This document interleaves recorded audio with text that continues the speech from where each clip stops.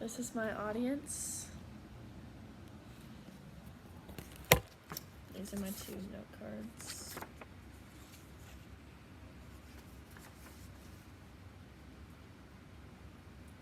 A 99-year-old ex-game show host and a 16-year-old girl who lives in a random small town in Nebraska.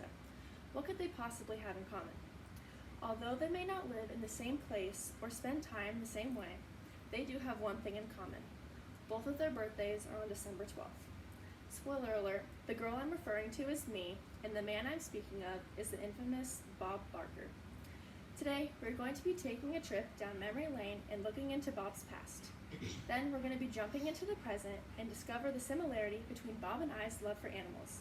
And lastly, we're going to be looking into our shared sense of humor.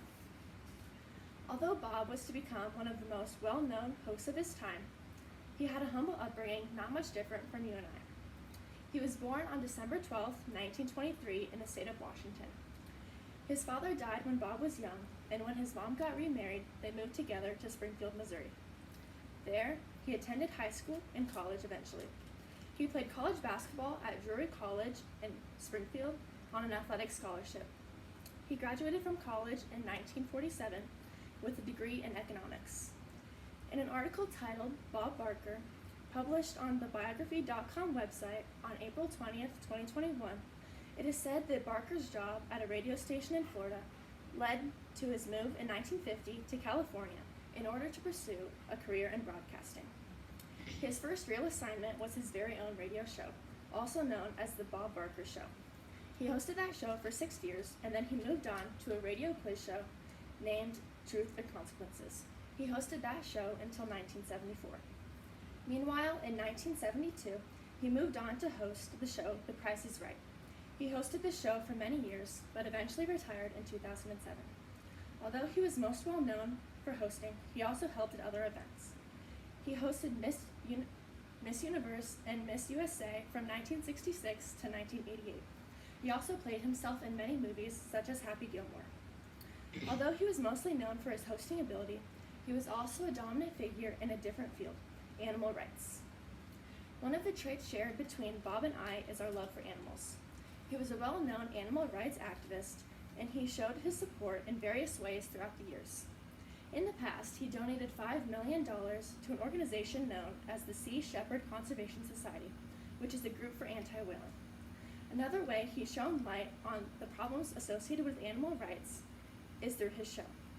In an article by Amy Tikkanen, Bob Barker, published on April 27, 2023, on the Encyclopedia Britannica website, in 1994, Barker, who ended each episode of The Price is Right with the quote, "Help control the pet population, have your pets spayed or neutered," established the DG&T Foundation to fund the sterilization of pets. Although I can't donate millions of dollars or start a foundation out of the blue, I can share my love for animals through a more simple way. I have 2 dogs, and I can always make sure I take care of them and make them happy and healthy. I also do this through supporting organizations that protect animals. I do this by buying merchandise such as bracelets or t-shirts to help them in their cause. Although this is pretty minuscule compared to the ways that Bob has helped, I'm still trying to make a difference. Lastly, it is time to look into our shared sense of humor. In hosting any show, making jokes is important to help the host connect with the audience in a unique way. Keeping in mind the numerous shows that he hosted, Bob used his humor to draw popularity to the many shows. According to the previously mentioned article by Amy Tikkanen, she states that his affable manner quickly connected with the audiences. In a similar way, I have been described as extremely funny by my family and friends, although their opinions may be a bit biased. In the same way he used his humor to connect with his audiences, I use my humor to connect with my peers and to make new friends. Today, we reviewed Bob Barker's life story, and then moved into how Bob and I have a similar love for animals, and then lastly covered the similarity of our humor. Although Bob Barker and I are very different from an outsider's perspective, it is clear that we have a lot in common when you look on the inside. So, the next time you're watching an old rerun of The Price is Right, and you see Bob's smiling face, think of me, because we're practically the same person. We even share the same birthday. Thank you. And this is my